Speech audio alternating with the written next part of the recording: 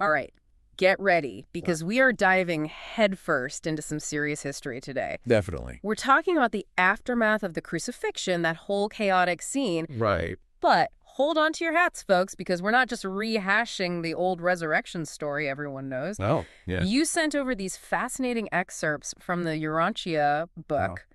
And let me tell you, these firsthand accounts, they paint a whole new picture. A different perspective. Totally. So picture this.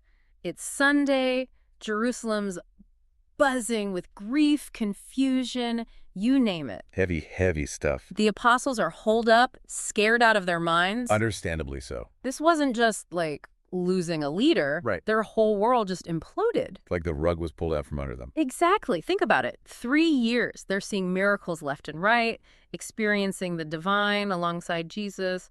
Yeah. And suddenly, nothing.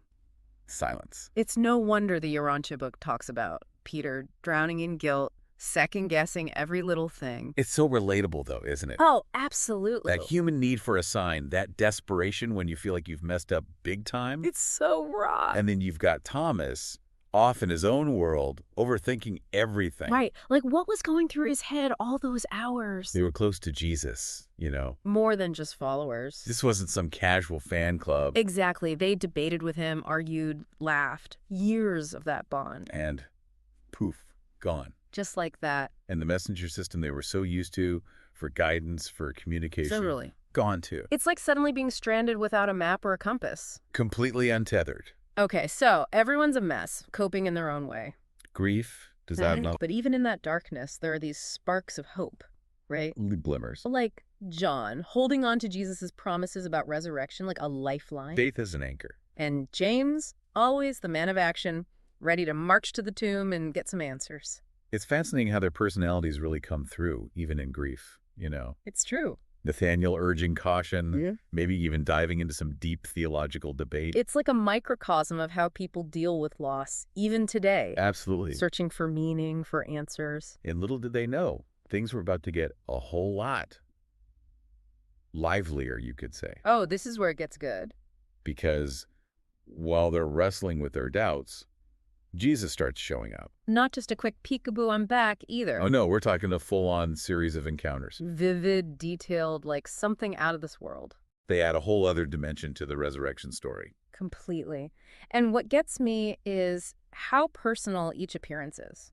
Tailored, almost. Like he knew exactly what each person, each group needed to hear. It's incredible. Take his first appearance to Peter. Okay. The Urantia book puts him in a garden, maybe looking for some peace, some quiet. Makes sense. And then, boom, Jesus appears. Not with the scolding either. No, but with comfort, with forgiveness. Directly addressing Peter's denial. That gut-wrenching guilt. And reminding him of his purpose. Like, hey, I know you messed up, but I still believe in you. Powerful stuff. It's like a huge weight lifted off his shoulders, you know? Totally. And this whole idea of facing your fears, choosing faith over freaking out, finding peace in the middle of a storm. It's a running theme throughout all these post-resurrection appearances. It's like a masterclass in handling tough times. Absolutely. And it's not just a one-on-one with Peter. No.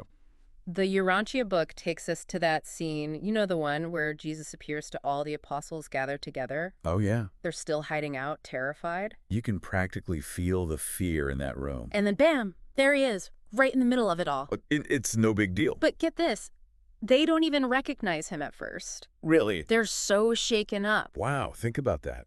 The people who knew Jesus best inside and out. They ate with him, traveled with him, Exactly. They'd seen it all, the miracles, the teachings. and they're totally thrown by seeing him again. It's like their brains just couldn't process it. Makes you think about death, resurrection, the whole thing. Like it changes everything, even how you see someone. Completely rewired your perception.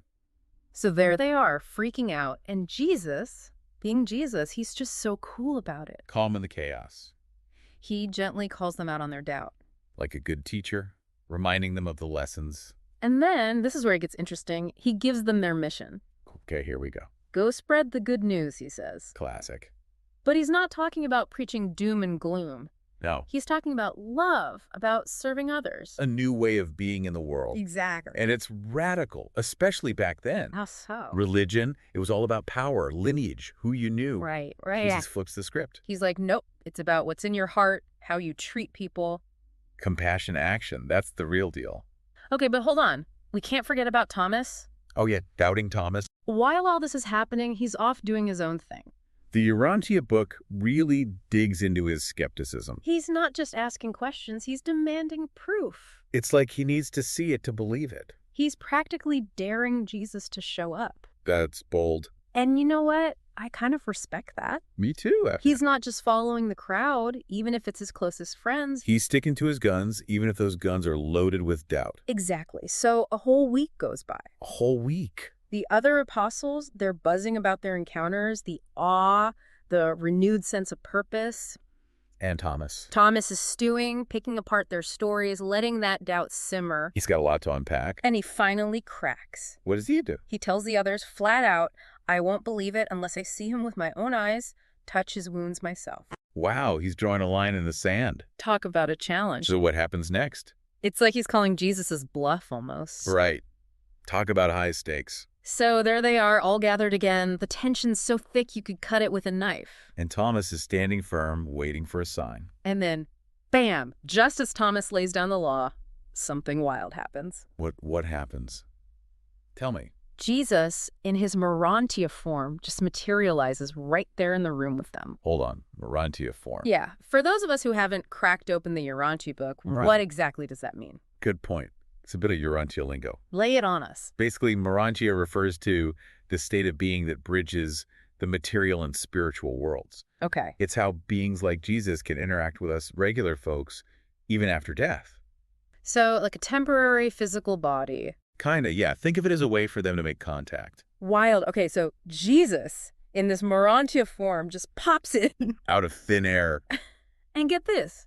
He doesn't shy away from Thomas's challenge at all. No way! He could have brushed it off, said, have some faith, dude. Totally. But no, he goes straight to the heart of it. That sounds more like him. Right. Like, okay, Thomas, I hear you. You need proof. Let's do this. What happens? Does he offer up his hands?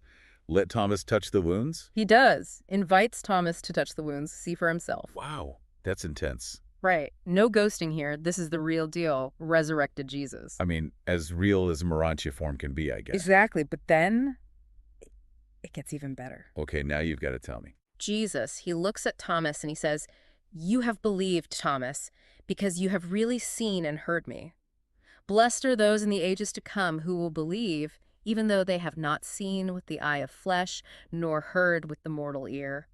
Chills. Yeah. Right. It's like he's talking to everyone who's ever struggled with doubt. Exactly. And it's not just about blind faith either. Right. It's deeper than that. He is acknowledging that sometimes we need that physical proof. That seeing is believing thing. But he's also saying that faith, true faith, it goes beyond that.